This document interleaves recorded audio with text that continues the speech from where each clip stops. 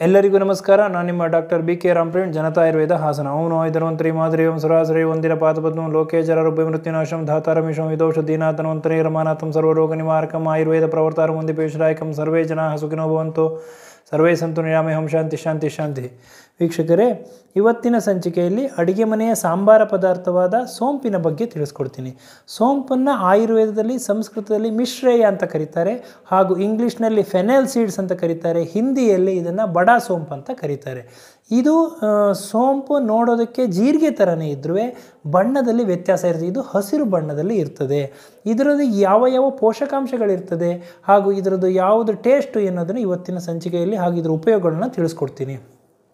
ಇದು ಪ್ರಮುಖವಾಗಿ ಸಿಹಿ, ಕಹಿ ಹಾಗೂ ಖಾರ ಒಂದು ಟೇಸ್ಟ್ ಇರ್ತಕ್ಕಂತಹ ಒಂದು ಸಾಂಬಾರ ಪದಾರ್ಥ. ಉಷ್ಣವೀರ್ಯ ಇರ್ತದೆ, ಲಘು ರೂಕ್ಷ ಗುಣ ಇರ್ತದೆ, ಹಾಗೂ ದೇಹದಲ್ಲಿ ವಾಯು ಮತ್ತು ಕಫವನ್ನು ಬ್ಯಾಲೆನ್ಸ್ ಮಾಡ್ತಕ್ಕಂಥ ಒಂದು ಶಕ್ತಿ ಇದರಲ್ಲಿ ಅಡಗಿದೆ. ಇದರಲ್ಲಿ ಪೋಷಕಾಂಶಗಳು ಪ್ರಮುಖವಾಗಿ ನಾರಿನಂಶ ಇರ್ತದೆ, ಫೈಬರ್ ಅಂಶ ಇರ್ತದೆ, vitamin A, vitamin C, vitamin E, sodium, potassium, calcium ಎಲ್ಲ ಇದರಲ್ಲಿ ಹೆಚ್ಚಿರ್ತದೆ. ಹಾಗಾಗಿ ಝೀರೋ ಕೊಲೆಸ್ಟ್ರಾಲ್ ಅಂತಂದರೆ ಕೊಲೆಸ್ಟ್ರಾಲ್ ಇಲ್ಲದೆ ಇರತಕ್ಕಂತಹ ಒಂದು ಸಾಂಬಾರ ಪದಾರ್ಥಗಳಲ್ಲಿ ಅಗ್ರಗಣ್ಯ ಸ್ಥಾನ ಅಂತಂದರೆ ಸೋಂಪು. ಹಾಗಾಗಿ ಇದರಲ್ಲಿ ಕೊಲೆಸ್ಟ್ರಾಲ್ ಫ್ರೀ ಇರ್ತದೆ. ಹಾಗಾಗಿ ಕೊಬ್ಬಿನಂಶ ಇದರಲ್ಲಿ ಇರೋದೇ ಇಲ್ಲ. ಹಾಗಾಗಿ ಇದರದ್ದು ಏನು ಒಂದು ಲಕ್ಷಣಗಳಿದೆ, ಇದರಲ್ಲಿ ಯಾವ ಒಂದು ಉಪಯೋಗಗಳು ಅಂತಂದರೆ ಇದು ಜೀರ್ಣಕಾರಕ.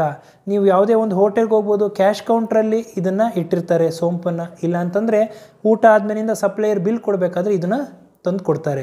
ಅದರ ಅರ್ಥ ಈ ಒಂದು ಊಟ ಆದ ನಂತರ ಈ ಸೋಂಪನ್ನು ಸೇವನೆ ಮಾಡೋದ್ರಿಂದ, ನಾವು ತಿನ್ನೋದ್ರಿಂದ ತಿಂದ ಆಹಾರ ಸುಲಭವಾಗಿ ಜೀರ್ಣವಾಗ್ತದೆ.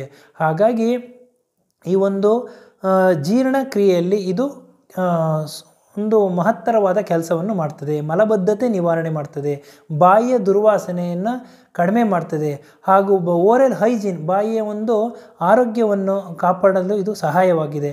ಹಾಗೂ ಈ ಒಂದು ಸೋಂಪನ್ನು ಮಜ್ಜಿಗೆ ಜೊತೆ ಸೇವನೆ ಮಾಡೋದ್ರಿಂದ ಈ ಬೇದಿ ಅತಿಸಾರ ನಿವಾರಣೆ ಆಗ್ತದೆ. ಇದೇ ಒಂದು ಸೋಂಪನ್ನು ಕೊಬ್ಬರಿ ಎಣ್ಣೆ, ಸೋಂಪಿನ ಪುಡಿನ ಕೊಬ್ಬರಿ ಎಣ್ಣೆ ಜೊತೆ ಅರ್ಧ ಚಮಚ ಸೇವನೆ ಮಾಡೋದ್ರಿಂದ ಹೊಟ್ಟೆ ನೋವು ನಿವಾರಣೆ ಆಗ್ತದೆ.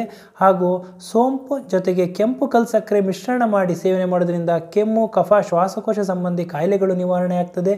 ಹಾಗೂ ಮೂತ್ರ ಸಂಬಂಧಿ ಕಾಯಿಲೆಗಳು ನಿವಾರಣೆಯಾಗಲು ಇದು ಸಹಕಾರಿಯಾಗಿದೆ. ಹೃದಯದ ಹಾಗೂ ಲಿವರಿನ ಒಂದು ಆರೋಗ್ಯ ಕಾಪಾಡಿಕೊಳ್ಳಲು ಇದು ಸಹಾಯವಾಗಿದೆ. ಹಾಗೂ ಪ್ರಮುಖವಾಗಿ ಕುಡಿತ ಅಂದರೆ ಮದ್ಯಪಾನ ಮಾಡ್ತಕ್ಕಂತಹ ವ್ಯಕ್ತಿಗಳಲ್ಲಿ, ಅತಿಯಾದ ಮದ್ಯಪಾನ ಮಾಡ್ತಾ ಇದ್ದವರು ಮದ್ಯಪಾನದ ಒಂದು ಚಟವನ್ನು ಬಿಡಬೇಕಾದ್ರೆ ಪ್ರತಿನಿತ್ಯ ಸೋಂಪನ್ನು ಸೇವನೆ ಮಾಡೋದ್ರಿಂದ ಅದ್ರ ಕಡೆ ಗಮನ ಹೋಗೋದು ಕಡಿಮೆ ಆಗ್ತದೆ. ಮದ್ಯಪಾನದಿಂದ ಅವರು ಬಿಡಬಹುದು, ವರ್ಜಿತರಾಗಿ ಇರಬಹುದು.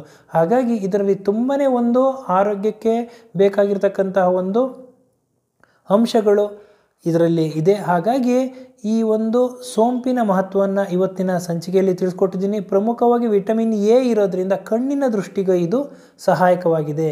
ಹಾಗಾಗಿ ಈ ಒಂದು ಸಂಚಿಕೆಯಲ್ಲಿ ಸೋಂಪಿನ ಗುಣ, ಲಕ್ಷಣ, ಅದರ ಮಹತ್ವವನ್ನು ತಿಳಿಸ್ಕೊಟ್ಟಿದ್ದೀನಿ. ನನ್ನ ಈ ವಿಡಿಯೋ ತಮಗೆ ಇಷ್ಟವಾಗಿದ್ದಲ್ಲಿ ಲೈಕ್ ಮಾಡಿ, ಶೇರ್ ಮಾಡಿ, ಹಾಗೂ ಮುಂದಿನ ವಿಡಿಯೋಗಳಿಗಾಗಿ ಸಬ್ಸ್ಕ್ರೈಬ್ ಮಾಡಿ. ಧನ್ಯವಾದಗಳು.